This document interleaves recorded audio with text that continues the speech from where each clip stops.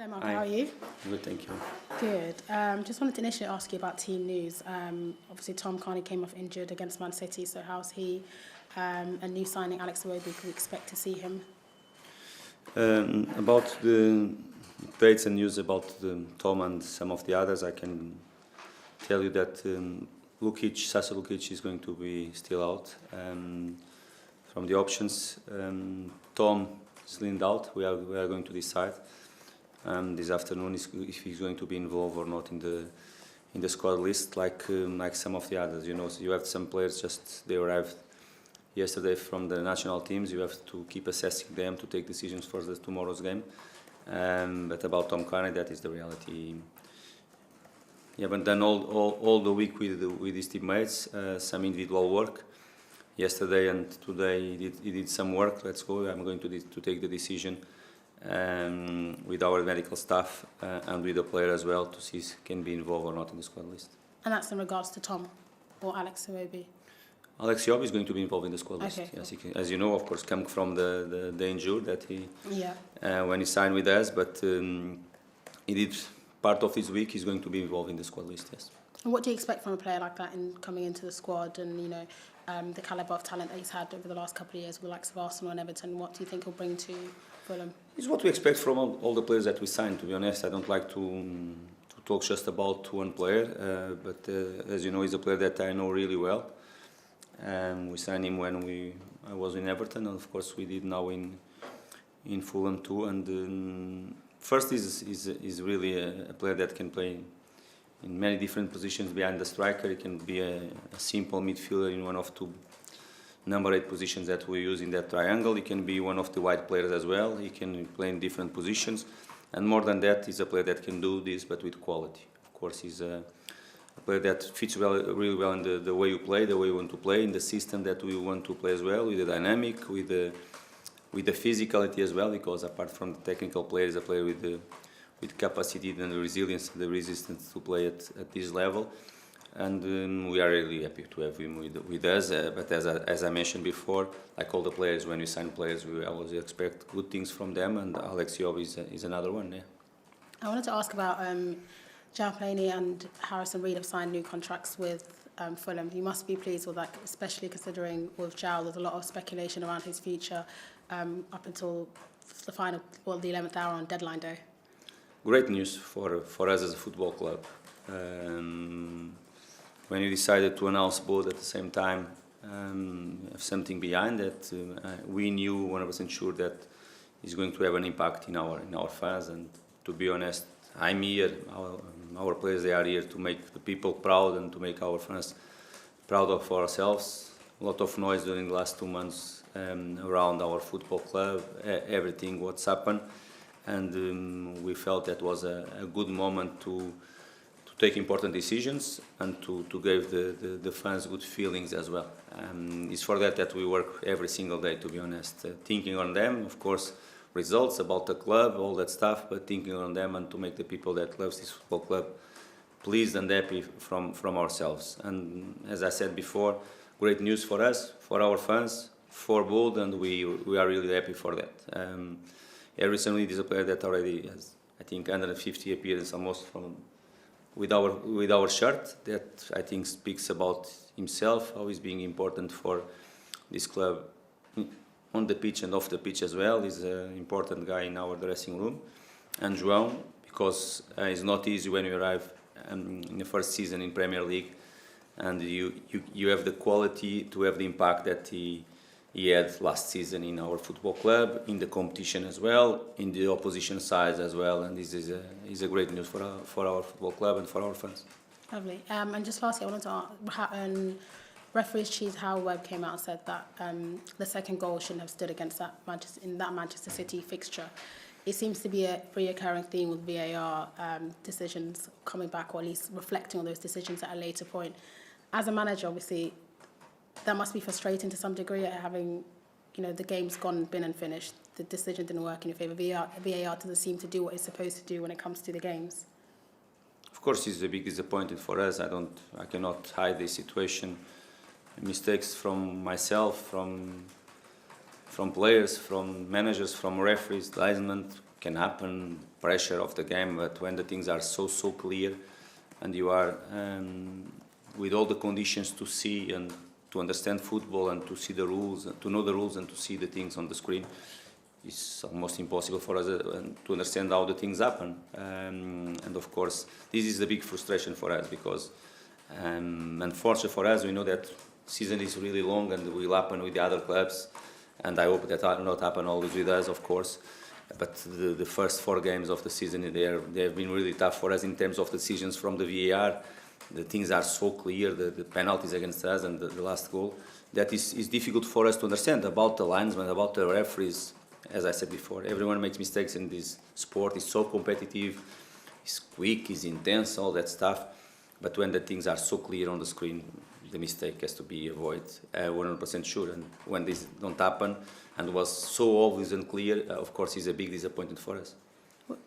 How do you manage that, I guess, within the squad, that feeling of like disappointment or frustration? Because like you said, those mistakes seem to be so obvious and somewhat reoccurring a lot of time. It must be, I guess, some type of element of disappointment having to deal with that within the squad or afterward. What they listen from me, and 100% true, is that we cannot control that. What we can do is what we did in that corner. We have a way to defend that corner. We try to put that player in offside position when that type of things happen, and we did. We did well our job.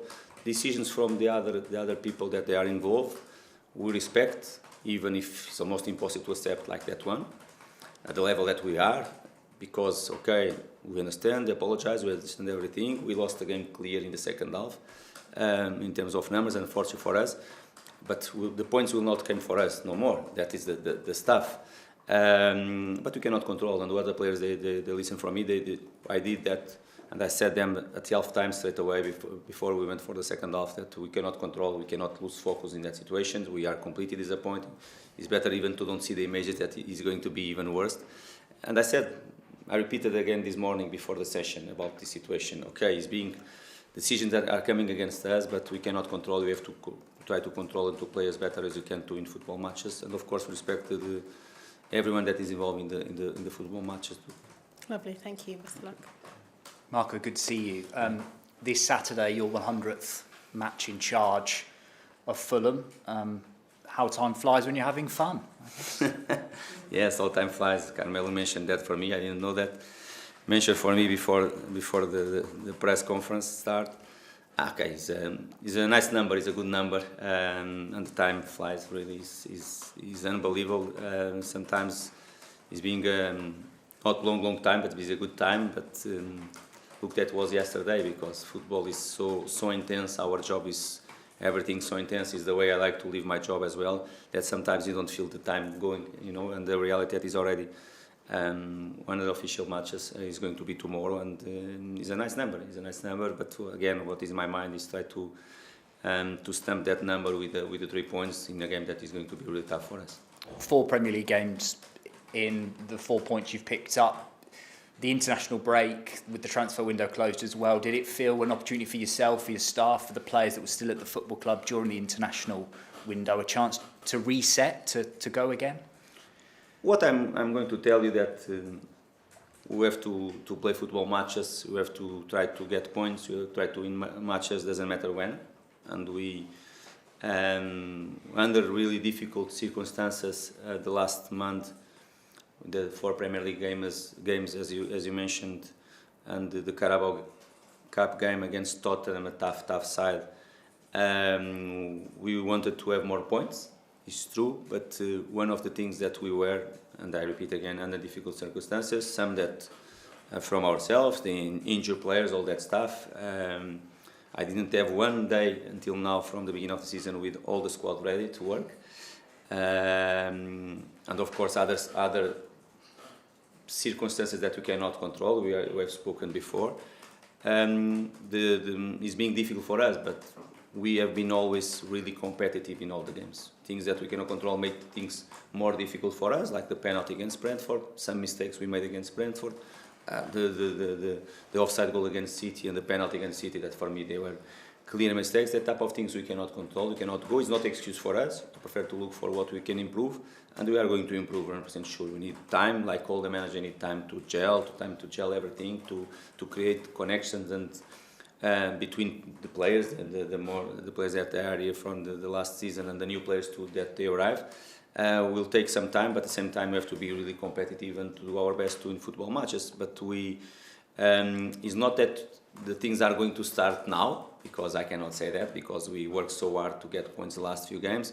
But from now the things are going in at least stop some noise around, some things around the club that is good feelings for the fans. And now we have to do our job inside the pitch. That is always the most difficult thing in Premier League, that is to win football matches. Yeah.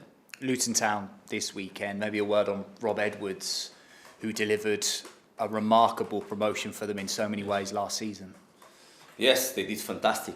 I remember the first time I was with him was in a friendly match here against Watford last season when he was in Watford in that beginning of the season. We had a good shot here at the training ground. They came here to have a game with us. I think was in the first international break of last season, and it's going to be nice to see you in a different club, because after he changed and he showed the capacity and was able to help the team to get a great promotion for that football club. And what I know and what I saw from the first 3 games that they played, plus the Carabao Cup game, even if they didn't achieve the results they wanted for sure, they are a tough team to play against. They have some characteristics that is not what you always face in Premier League.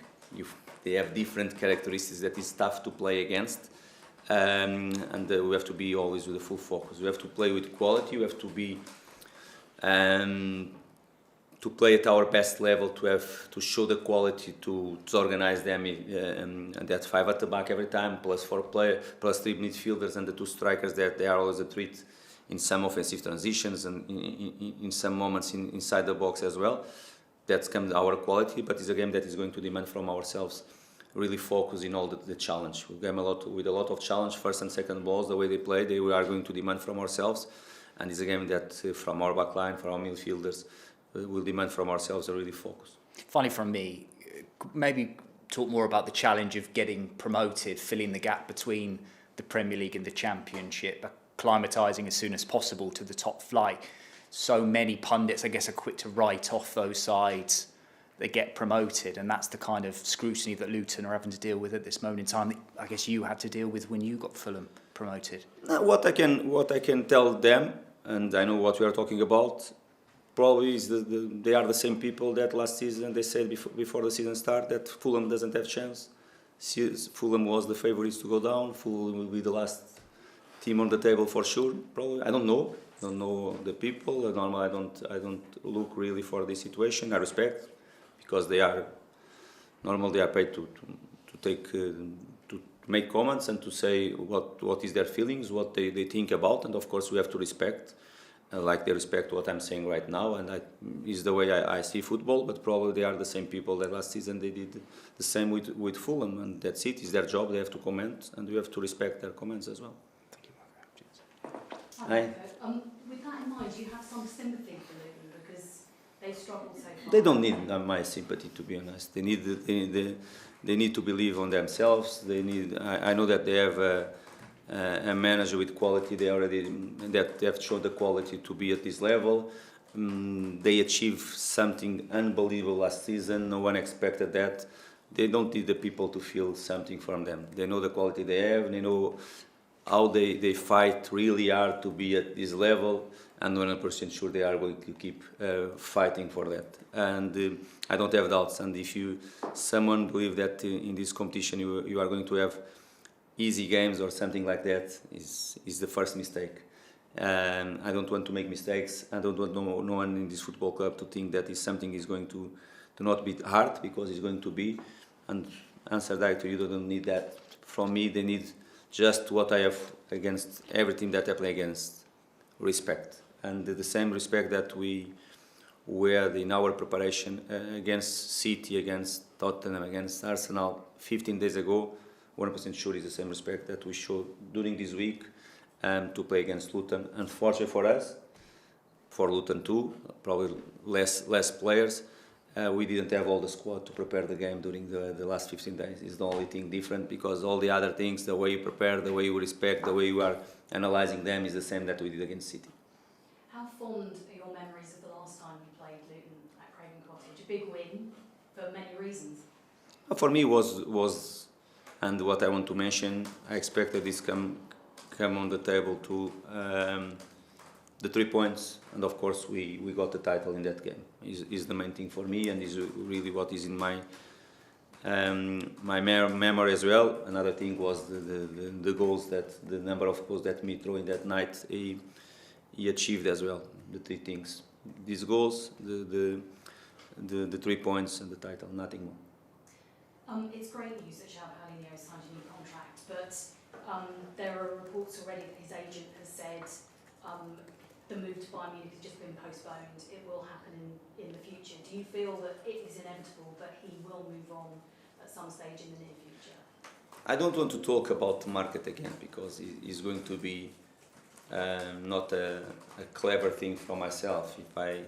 If I mentioned to you before that probably the last, I don't want to be unfair, but last 10, 15 years was they were the 2 months with more noise around this football club in the market, and the last 2 months I'm going to be stupid if I keep talking about this situation with you, even if I respect all your questions. I can ask you if you know who is the agent of Palhinha. You probably don't know. I can ask you if all the things that the people talk about is true, but I don't want really to go in this direction and to start to talk about this. Palhinha is our football player. He was and is, and yesterday he put on the paper something that he wanted. The people and his family, that is more important than everybody around him, for me, wanted as well, and this is the most important thing. I don't want to keep talking about the situation. I knew that first thing, that when he signed a contract, some people start to talk straight away about break clause and all this stuff. It's just for us to laugh a little bit, and I like to laugh sometimes with this situation. I want everybody that is important in this football club, they are the players, staffs and fans as well, to be in the same page, to look really for the competition that we have ahead of us, that is really tough, and just as all together you can really fight hard like we did last season.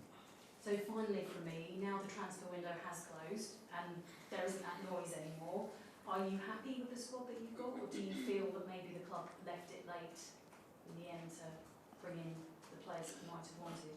These are two different things. You are asking me if I'm happy with the squad, and after if the players they come late. They are two different things. And the players they came late, you know, I don't need to mention something different to you or to hide something. That's it. Is the reality, and you have the name of the players we signed in the last few days. I will not talk no more about that situation, but it's a fact. If I'm happy with the squad, yes, 100% sure. No doubts about it. They are our players. They are the players that they are in our squad. We are going to be competitive, 100% sure. We are going to make our fans proud of us, 100% sure. And yes, I'm happy with the squad.